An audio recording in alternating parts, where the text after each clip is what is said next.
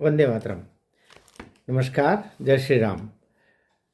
मनहर की गपशप में मैं डॉक्टर शम्भू सिंह मनहर आज एक अंतर्राष्ट्रीय विषय पर आपसे बात कर रहा हूं और उसमें भारत का क्या परिप्रेक्ष्य जुड़ेगा उसको लेकर के हम चर्चा करना चाहते हैं। अभी सीरिया में एक विद्रोही क्रांति हुई और जिसकी तहत वहाँ के जो प्रमुख थे असद जी को सीरिया अपना 24 साल का शासन छोड़ करके और रूस भागना पड़ा।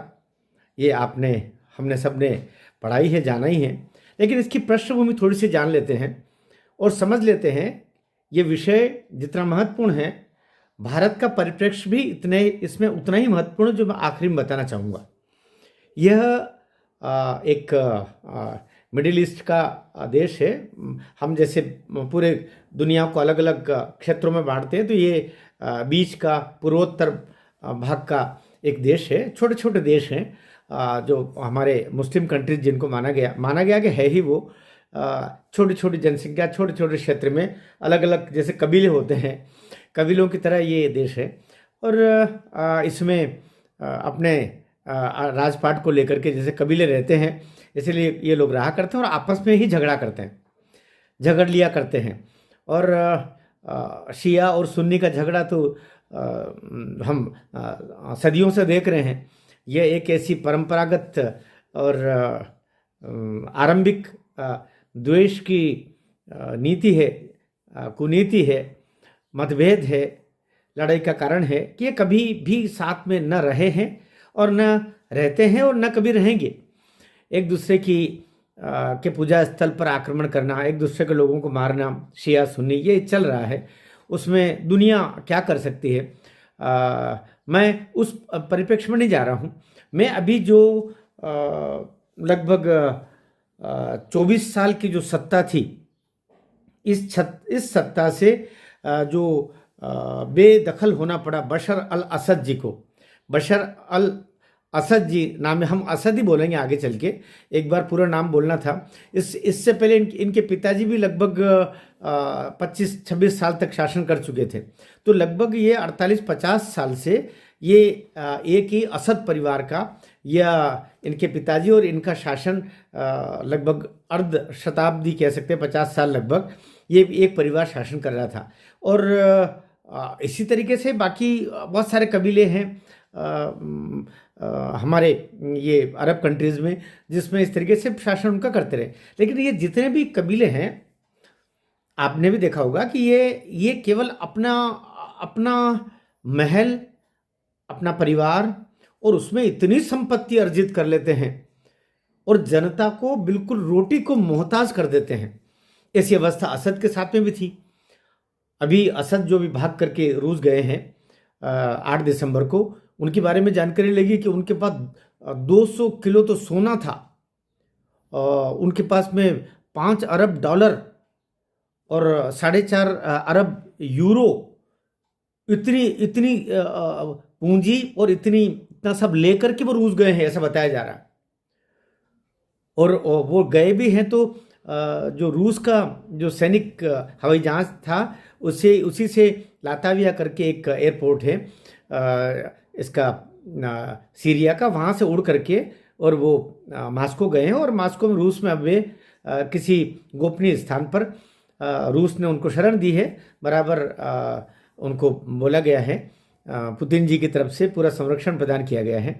अब ये जो हुआ है इसकी पृष्ठभूमि थोड़ी सी जान लेते हैं, क्योंकि अंतर्राष्ट्रीय विषय है और आपको वो सारी चीज़ें जो आप तक भी पहुंचनी चाहिए, मैं वो पहुंचाना चाह रहा हूँ। आदमी को कोई क्रांति होती है या कोई विद्रोह होता है तो अचानक एक दिन में नहीं हो जाता, और वो किसी एक कारण से भी नहीं होता है। कारण तो बहुत से रहते हैं। जैसे हम कहते हैं ना, 1911 के बाद से, 2011 के बाद से ये जो जैस्मिन क्रांति हुई, उसी जैस्मिन क्रांति का ही अब नया नाम अरब में पड़ा, स्प्रिंग अरब, है ना। स्प्रिंग अरब अर्थात जैसे एक क्रांति का, विद्रोह का एक लहर चलती है, उस लहर में कई सारे देश निपटते चलते हैं। उसी तरीके से ये अभी भी इस तरीके से रहा। ये 1911 में ही सबसे पहले ये ट्यूनीशिया में एक सब्जी बेचने वाले ने आत्महत्या कर ली, आत्मदाह कर लिया, सरकार की किसी नीति के विरोध में, जो भी इसके पृष्ठभूमि में नहीं जाते। एक ट्यूनीशिया देश है, वहाँ मुस्लिम देश है, वहाँ के उस सब्जी बेचने वाले ने आत्मदाह किया, तो वहाँ से विद्रोह की आग चली। तो सबसे पहले ट्यूनीशिया में जो वहाँ के का जो नवाब थे, उनको उनकी सत्ता से उनको बेदखल होना पड़ा। फिर वो चली गई, वहाँ से लीबिया चली गई। तो ये जो मिस्र में होस्नी मुबारक की ट्यूनीशिया का जो अंग है, वो सबसे पहले होस्नी मुबारक को ये 2011 में अपनी सत्ता से इसी क्रांति के तहत, जैस्मिन क्रांति के तहत ही उनको अपने बोरी बिस्तर बांध करके और उनका राजपाट समाप्त हुआ। फिर लीबिया, मोहम्मद गद्दाफी, अपन नाम तो कब से सुनते रहे, मोहम्मद गद्दाफी भी इसी तरह 2011 में वो भी निपटे। उनके भी त्रिपोली शहर पर इन्होंने सबने कब्जा किया। और वो लहर 2011 में जो चली थी, उसी लहर में लगभग सीरिया की भी शुरुआत हो रही थी और हो चुकी थी। लेकिन 2015 में रूस ने कुछ अतिरिक्त सहयोग किया असद का संरक्षण करता रूस, असद सरकार का, सीरिया का नहीं कहना चाहिए, क्योंकि सीरिया की जनता और असद परिवार ये दो भाग हो गए थे लगभग। तो इनका विद्रोह चलता रहा और 2015 में ये तो इनकी सत्ता से बेदखल हो जाते। लेकिन रूस ने वहाँ पर क्या, अच्छा रूस का क्या उसमें हित है, रूस क्यों सीरिया का पक्ष लेता है या असद परिवार का पक्ष लेता रहा? कारण कि मिडिल ईस्ट में केवल ये सीरिया ही एक ऐसा देश है जहाँ रूस का मिलिट्री बेस है। मिलिट्री बेस मतलब उनकी सैनिकों का एक सैनिक अड्डा है, जहाँ पर वो उनके सैनिक मौजूद रहते हैं। और उसी सैनिक अड्डे, उसी सैनिक संरक्षण से ही वो सीरिया को उस समय 2015 में रूस बचा पाया। ये ध्यान में रखिएगा। तो रूस का हित इसलिए सीरिया से जुड़ा हुआ है क्योंकि उसका मिडिल ईस्ट का सीरिया एकमात्र देश है जहाँ पर उसका मिलिट्री बेस है, उसका सैनिक अड्डा है। ये उसका हित हो गया। और वही एक कारण रहा कि अभी भी असद परिवार को या असद को वहाँ के राष्ट्राध्यक्ष को मॉस्को ने या रूस ने अपने यहाँ संरक्षण दिया। तो ये तो रूस का पक्ष हो गया। अब दूसरा, अमेरिका ने जैसे अभी 8 तारीख को वो भागे, क्या 8 तारीख के बाद से ही लगभग सीरिया के 75 ठिकानों पर अमेरिका ने बम गिराए और खासतौर से मिडिल क्षेत्र में, सीरिया का जो मध्य क्षेत्र है वहाँ पर बम गिराए। अब आप पूछेंगे कि अमेरिका का क्या इसमें हित? अमेरिका ये कह रहा है कि सीरिया के पास में कुछ रासायनिक हथियार भी थे गुप्त गोपनीय स्थान पर, वो कहीं आईएसआई के हत्यारे लग जाए। अब आईएसआई का कहाँ से रोल शुरू हो गया? आईएसआई के कुछ क्षेत्रों में, सीरिया के मध्य क्षेत्रों में पहले से ही कब्जा था, वो भीतर ही भीतर काम कर रहे थे। अमेरिका को ये भय है कि वो रासायनिक हथियार, कुछ बम वगैरह उसके हाथ में नहीं लग जाए, तो इसलिए उस ओर से अमेरिका ने बम गिराने शुरू कर दिए। तो अमेरिका का भी हित सीरिया से जुड़ गया, अमेरिका एक क्षेत्र से लगा हुआ है। अब तीसरा, वहाँ पर एक और ऐसा अलगाववादी संगठन और सक्रिय सीरिया में जिसको कुर्द संगठन बोलते हैं, कुर्द। अब कुर्दों को इधर से इजराइल का समर्थन है। अब इजराइल का क्या इंटरेस्ट? इजराइल और सीरिया के बीच में सीमा लगी हुई है जिसका एक बफर जोन है। बफर जोन उसको कहते हैं जहाँ दोनों देश के लोग, दोनों देश की सेनाएं नहीं जाती है। जैसे सीरिया में 8 तारीख को वो असद भाग के गए कि इजराइल ने इधर से अपनी सेना को बफर जोन में घुसेड़ दिया। वो घुस करके लगभग 14 किलोमीटर अंदर, बफर जोन पार करके भी 14 किलोमीटर अंदर सीरिया में घुस गई सेना और कई सारे शहरों पर इजराइल ने कब्जा कर लिया। अब इजराइल ऐसा क्यों कर रहा है? बहुत सारे मामले, 4-5 गुट है वहाँ पर और 4-5 आतंकवादी संगठन, आईएसआई भी है, कुर्द भी है, एक ये जो जिसको एक और जो मूल संगठन जिसने ज़बरदस्त विरोध किया उसका नाम है एसटीएस बोलते हैं, हयात तहरीर अल शाम। ये एचटीएस ने ही सबसे पहले वहाँ के जो शहर है अलेप्पो, हया, दारा, होम्स और अंतोगता दमिश्क पर भी एचटीएस के लड़ाकों ने ही कब्जा किया है। अब STS मतलब क्या हुआ, हयात तहरीर अल शाम, इसको आगे से हम STS ही बोलेंगे। तो STS के लड़ाकों ने ही ज़्यादातर हिस्सा अभी असद के भागने के बाद से अपने कब्जे में लिया है। इसी में से कुछ हिस्सा ISI ने भी अपने कब्जे में लेकर रखा हुआ है।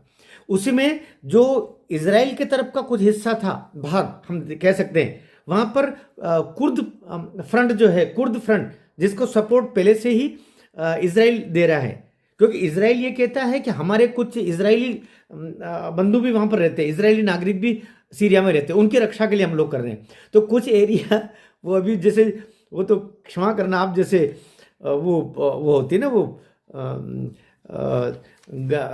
गरीब की लुगाई गांव की भाभी वाली एक कहावत है, राजस्थान मालवीय निमाड़ में बोलते हैं, वैसी अवस्था हो गई बेचारी, वो अनाथ हो गया। और सब जिसको जो चाह रहे हैं आजू बाजू वाले सब सीरिया को भी दबोचने में लगे हुए हैं।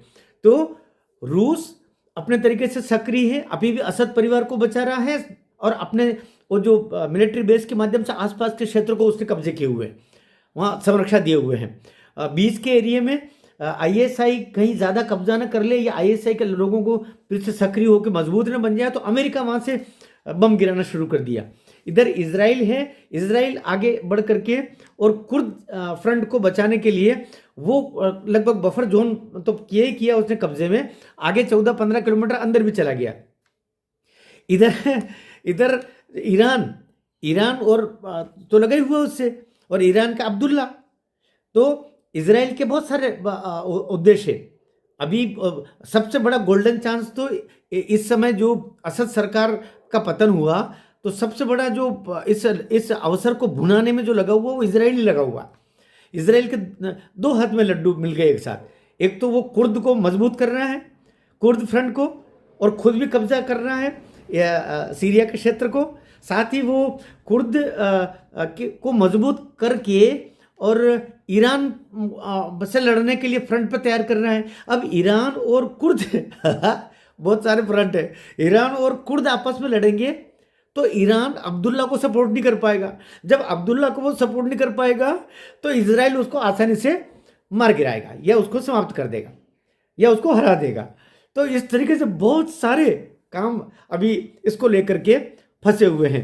तो अभी देखिए ये जो मामला फंसा है, सब अपने अपने तरीके से लाभ हानि में लगे हुए हैं। अंततोगत्वा हम कहें कि ये तो पूरा उलझे हुआ मामला है, जिसमें ये सारे स्प्रिंग लहर जो चल रही, पूरी स्प्रिंग अरब के नाम से बोला, जिसको जैस्मिन क्रांति बोला गया था। ये स्प्रिंग का जो शब्द बना है, ये ही उसको उसमें रहते हैं, अरबी में बोलते हैं अल रबी अल अरबी, उसी को एक तरीके से स्प्रिंग नाम दिया। इसी को पहले जैस्मिन, एक क्रांति, एक विद्रोह, जिसको लेकर के वो करें। अब एक महत्वपूर्ण बात मैं इसमें और शामिल करना चाह रहा हूँ, धन का मोह, पैसा का लोभ कितना इंसान को हो जाता है। अभी सीरिया के बारे में ये बाहर कहा जा रहा है, और चूंकि 50 साल से तो एक तरीके से असद परिवार का ही कब्जा है। पहले 25-26 साल उनके पिताजी, 24 साल 25 साल उनके पिताजी, 24 साल उनका, 8 दिसंबर 2024 तक, ये जिनको लगभग 24 साल हो गए थे। तो ये 50 साल तक इनका कब्जा, और ये पूरी संपत्ति, अरबों खरबों की संपत्ति, 202 क्विंटल तो सोना लेके गए ऐसा बताया जा रहा है, और लगभग 10 अरब यूरो और डॉलर साथ में लेके गए। तो ये पूरा, और कहते हैं कि सीरिया की जो बजट है, 7 साल तक लगातार जिसका बजट है, 7 साल के बजट के बराबर संपत्ति अकेले असद परिवार के पास थी, और वो सब लेकर के भगा। कितना कहते हैं कि वो, और वहाँ की मिलिट्री के बारे में कहा जा रहा है, ये क्यों वहाँ की सेना ने उसके सामने STS के सामने समर्पण कर दिया, क्योंकि मिलिट्री के पास में खाने को नहीं है। सैनिक की संख्या आधी कर दी, कोई 3-3.5 लाख कोई सैनिक रहे होंगे, सैनिक सरेंडर करते गए। ये जैसे ही STS के लड़ाके आगे बढ़े, उन्होंने सरेंडर करना शुरू कर दिया। इस बीच में एक और बात कहना चाह रहा हूँ, ये HTS का या असद की ये जो सीरिया में लड़ाके या क्रांति या विद्रोह इसलिए भी बलवती हो गया कि अब्दुल्ला और ईरान जो कभी इसको सीरिया को सपोर्ट करते थे, इजराइल के साथ में अभी अब्दुल्ला की तो हालत बुरी हो ही गई, पूरे कमांडर और सारे उसके मारे गए, ईरान की भी हालत खराब हो गई। तो ईरान अब्दुल्ला दोनों अभी सीरिया की कुछ सहयोग नहीं कर पा रहे थे। पिछले 5-6 महीने से उनकी हालत ऐसी हो रही। ये 6 महीने की जो कमजोरी आई, इसी का लाभ उठा करके अभी 11 दिन में पतन हो गया। 11 दिन में 27 नवंबर को तो 27 नवंबर 2024 को तो ये STS के लड़ाकों ने सबसे पहले अलेप्पो में पहले पास उनके पास था। अलेप्पो से वो दमिश्क तक पहुंच गए, राजधानी तक पहुंच गए, सीरिया की राजधानी तक पहुंच गए और सारा कब्जा 11 दिन में तख्ता पलट हो गया पूरा। और वहां की पूरी सेना ने समर्पण कर दिया हथियारों के साथ में इन लड़ाकों के सामने। बताइए, और लड़ाके भी एक नहीं, बहुत सारे ग्रुप है। कुल मिलाकर के सेना भूखे मर रही थी। अब कब तक लड़ती? जहां की सेना रक्षक भूखे मर रहे हो और राजा खरबों में खेल रहा हो, वहां तो पतन होना भी चाहिए। इसलिए उसका पतन हुआ।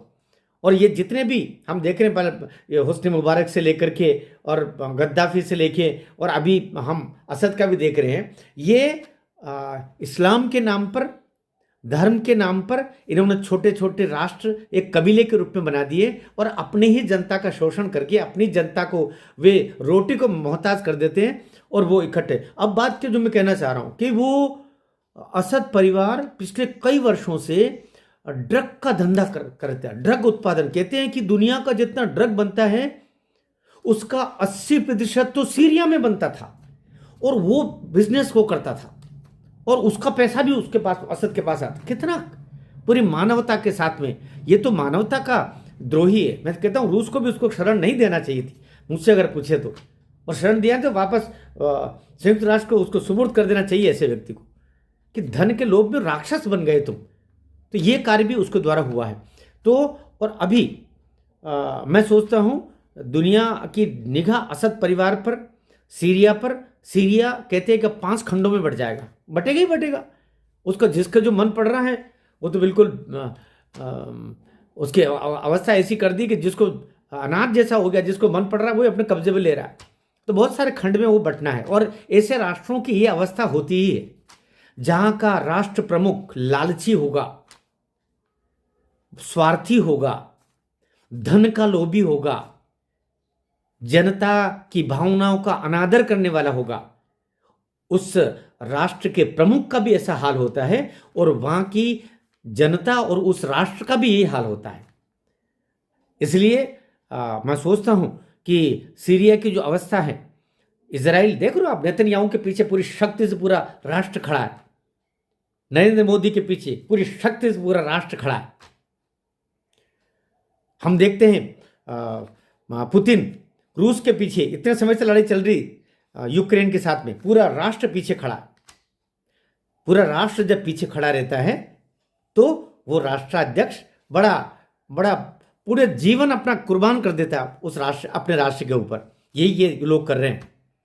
श्रद्धेय मोदी जी को देख लीजिए, पूरा जीवन लगा दिया, अपना होम दिया। पिछले 11 वर्ष से हम देख रहे हैं 18-18, 20-20 घंटे काम करना। तो जब राष्ट्र का प्रमुख सब कुछ बलिदान करके राष्ट्र को खड़ा करने में लगता है तो राष्ट्र तो खड़ा होता ही होता है, साथ में उस राष्ट्र के साथ में दगा करने वाले लोग भी वस्त्रहीन हो जाते हैं। तो दूसरा शब्द मुंह तक आ रहा था, मैंने नहीं बोला। और असद ने वहां की जनता का अपमान किया, वहां की जनता का शोषण किया, इसलिए उसकी अवस्था ये हुई। तो प्रत्येक राष्ट्र के प्रमुख को और प्रत्येक राष्ट्र को, राष्ट्र स्वयं ही एक पुरुष होता है, राष्ट्र पुरुष होता है। इसलिए उस राष्ट्र की समग्र जनता, उसके नसें हैं, नाड़ियां हैं, हड्डियां हैं, खून है, रक्त है, उससे बनता है पूरा राष्ट्र। तो एक समग्रता उस राष्ट्र का एक उज्जवल रूप रहे, उसके लिए उसके नैतिकता, उसके सच्चाई, उसके भीतर ईमानदारी, इन सब का समावेश होता है। और उसी समावेश से भारत जैसे अभी इन दिनों में आगे बढ़ रहा है मोदी सरकार के आगमन के पश्चात, और राष्ट्रद्रोही गर्दनें झुका झुका के भाग रहे इधर से उधर। वही अवस्था वहां पर असद की हुई कि वहां पर वो जनता के खिलाफ गया, उसको भागना पड़ा है। दुनिया के सभी राष्ट्राध्यक्षों के लिए ये एक संकेत है आपकी क्रूरता, क्योंकि असद ने बहुत क्रूरता की है। उसने कहते हैं कि जब उस पर जब आक्रमण हुए तो विद्रोहियों को कुचलने के उसने 5 लाख लोगों को मरवा दिया था। तो लोकतंत्र समर्थक ये आंदोलन चल रहा था, उसको कुचलने के लिए उसने ऐसा किया। तो ऐसे क्रूर शासक ज़्यादा दिन तक टिकते नहीं हैं। ये अवस्था असद की हुई है। लेकिन दुनिया के लिए, दुनिया के 200 से ज़्यादा मुल्क हैं, उन सब के लिए भी ये एक सबक है कि आपकी अति अति सर्वत्र वर्जयते। भारत माता की जय।